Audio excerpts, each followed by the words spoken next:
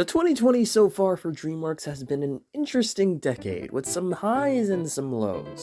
One being one of the most praised DreamWorks movies of all time, and others being considered one of the worst DreamWorks movies of all time.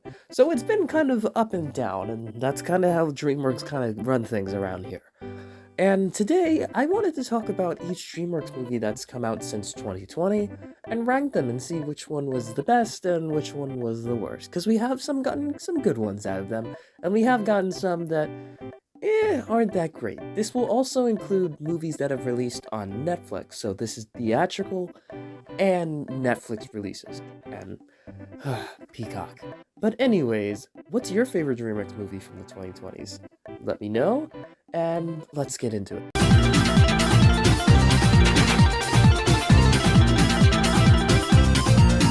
With at the bottom of our list, you already saw it coming, there is no drum roll for this, Megamind vs. the Doom Syndicate. I am not going to talk about this movie for like an hour.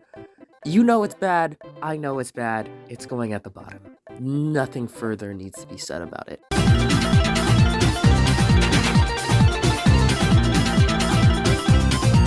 Next up on our list is Boss Baby Back in Business. Now, this was the most unnecessary sequel ever.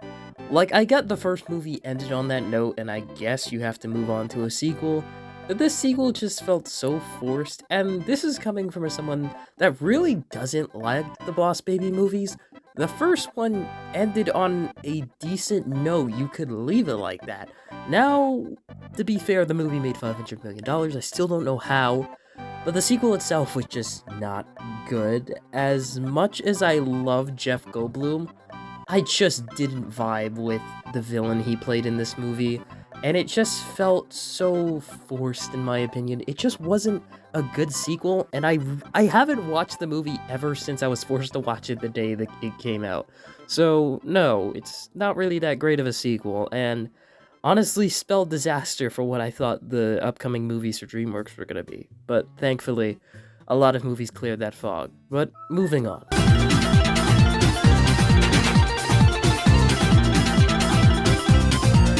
Next up on our list is Spirit Untamed. Now, this is literally like the most non-existent DreamWorks movie ever. It still comes to random mind at times.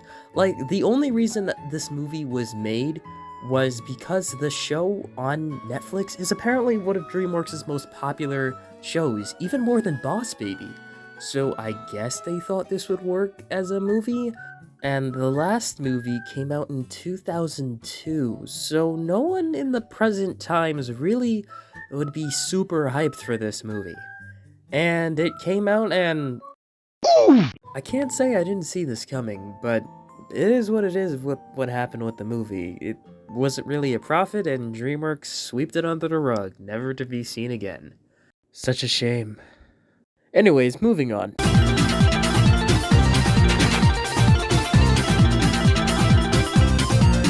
Next up is Trolls War Tour. Now, this movie keeps always circulating back to me, and my kind of point of view on the movie kind of either gets worse or it gets slightly better. And with this movie, it's just okay. I remember I said like about a year ago that it was terrible, and I kind of pulled back on that statement.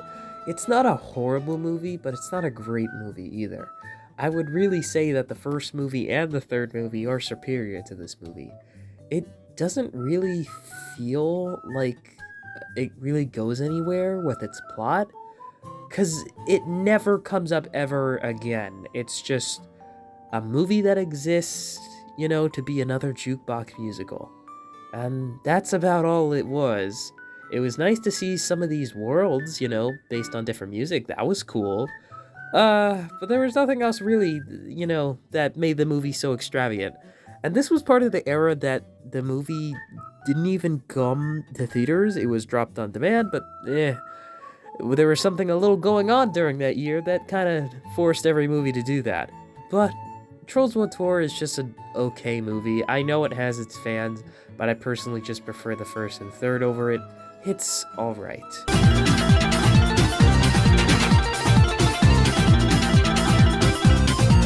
Next up is A Crude's A New Age. Now, this is a movie I also thought really didn't need a sequel, but after watching the movie, yes, it did deserve a sequel, and they really did a good job with this as a sequel. And I know it's put at number 7, but let me tell you, this movie is actually pretty good. A lot of the jokes in the movie really do land, and it's a great build-up of the characters from the first movie. There's not really, for me, much to dunk on this movie for. I mean, this joke still lives rent-free in everyone's heads. All your needs will be met. I'm hungry! And I mean, hey, Crudes is in the new DreamWorks intro, so we may see a Crudes 3. Who knows? Personally, I don't hate the movie. Moving on.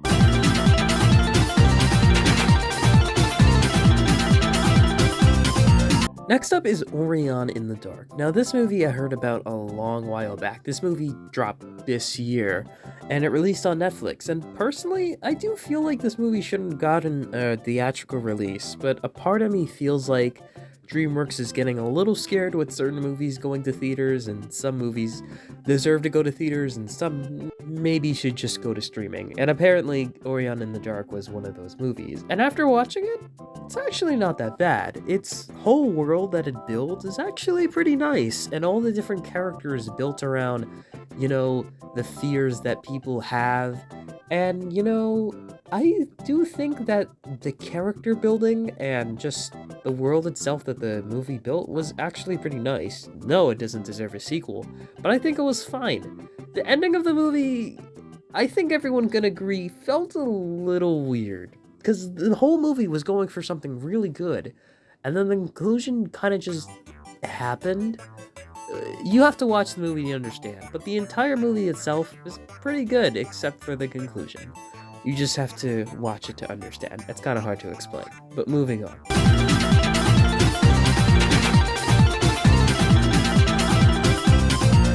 Next up is Ruby Gillman Teenage Kraken. Now, this movie, I actually enjoyed. Not just because of the trailers, not because of just the hype train that DreamWorks was having in 2023.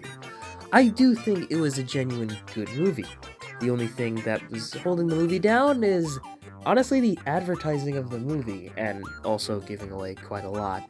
And I would say that the pacing is kinda off, but knowing what goes on at DreamWorks and just how Universal wants their animated movies, it kinda seems like Universal wants their animated movies to fall under a 1 hour, maybe 35-minute runtime and nothing above that. Which, in my opinion, is really stupid.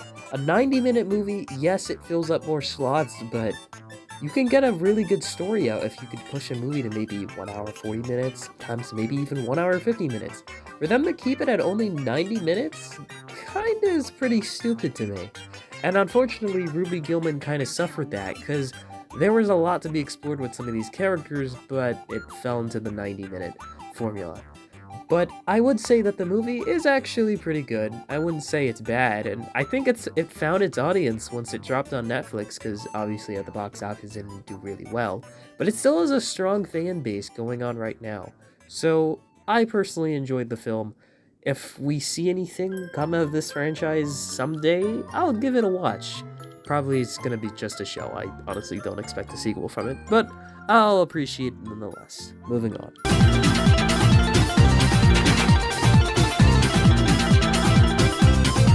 Next up is Trolls Band Together, and I'm gonna be real, this was the most surprising animated film out of 2023. I was really walking into this movie thinking, oh, it's another Trolls movie, I'm probably gonna expect the same out of it being like Trolls World Tour, but the humor kind of matured slightly with this movie.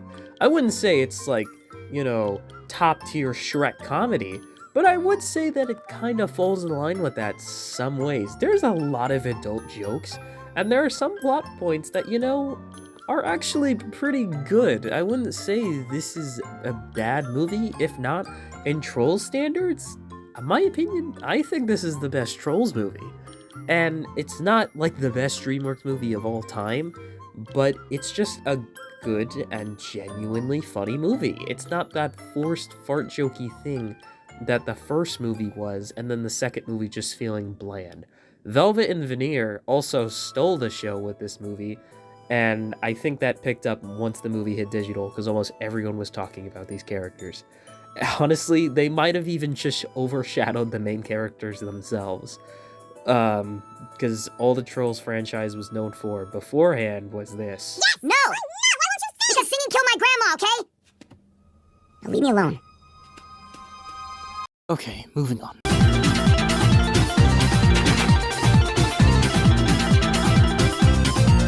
We have entered the top 3, and coming in at number 3 is The Bad Guys. The Bad Guys was a movie that already was intriguing by the trailer, and once actually watching the movie, I really thoroughly enjoyed this movie.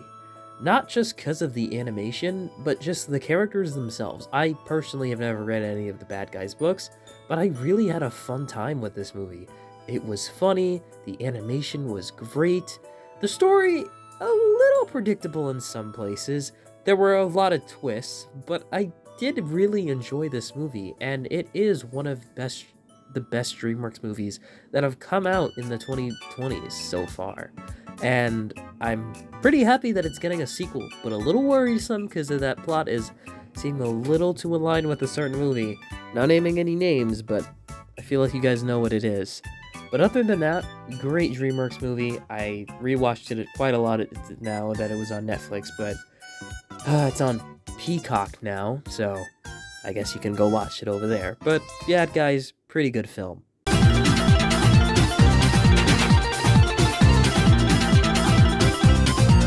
Next up is Kung Fu Panda 4. In my opinion, this has been the most decisive DreamWorks movie in quite a while for a lot of people. Personally, I enjoyed the movie. It is not the best Kung Fu Panda movie ever. Personally, that title still goes to Kung Fu Panda 2. But was this a fun movie? Would this movie have great action sequences? Yes. In fact, Kung Fu Panda 4 has probably some of the best action sequences DreamWorks has had in a very long time. And that all comes from the movie taking references from, stunt doubles and, actual, fight choreography. And it really shows with this movie. And yes, there may be some things going on with the chameleon some people may have not liked.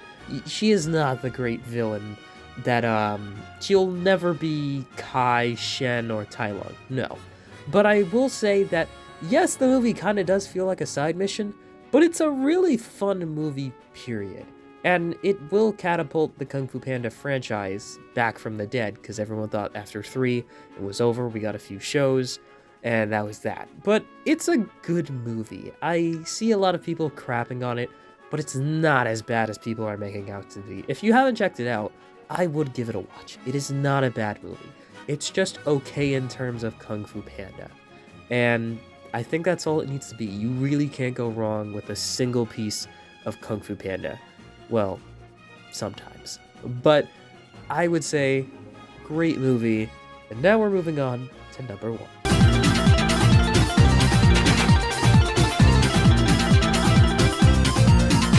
You guys know what this movie is. I know what this movie is. This movie is the crown jewel of DreamWorks currently right now.